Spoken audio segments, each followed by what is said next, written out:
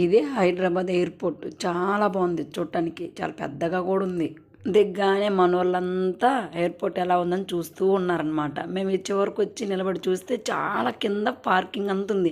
Array మనం ఇంత పైకి వచ్చామా అనిపించింది తెలియకుండానే. కింద పార్కింగ్ చేసి పైకి వస్తున్నారు, కానీ మేము డైరెక్ట్గా పైకి వచ్చేసామన్నమాట తెలియకుండానే. ఎయిర్పోర్ట్లో అందరూ కూడా వాళ్ళ పిల్లలకి జాగ్రత్తలు చెప్తూ చాలా అంటే చాలా బిజీగా ఉండిపోయారు. ఇంకా చాలా టైం ఉందని చెప్పేసి ఎయిర్పోర్ట్ మొత్తం ఒక రౌండ్ అయితే వేసామన్నమాట మేమంతా కూడా.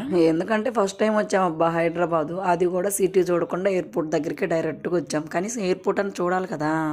వీళ్ళల్లో చాలా మంది అనమాట ఇలా సిటీకి రావటం ఫస్ట్ టైం అనమాట ఇది ఎక్కడం కూడా. అందుకే చాలా మంది భయపడిపోయారు. మా పిన్ని మా అక్క వాళ్ళంతా కూడా ఫస్ట్ టైం ఎక్కేటప్పుడు ఎవరికైనా భయమే ఉండిద్దిలేండి. నేను కూడా అంతే, కాకపోతే అలవాటు అయిపోయింది ఈ మధ్య. ఎయిర్పోర్ట్లోకి బస్సు వచ్చింది ఏందబ్బా అనిపించింది. కాకపోతే వెహికల్స్ ఉంటాయి కదా కింద నుంచి పైకి రావడానికి, క్యాబ్సే కాకుండా బస్సులు కూడా ఉన్నాయన్నమాట. వీళ్ళంతా మా ఊడి ఫ్రెండ్స్ అనమాట. అక్కడే జాబ్ చేస్తూ వాడు వెళ్తున్నాడండి, సెండ్ ఆఫ్ ఇవ్వడానికి వచ్చారు.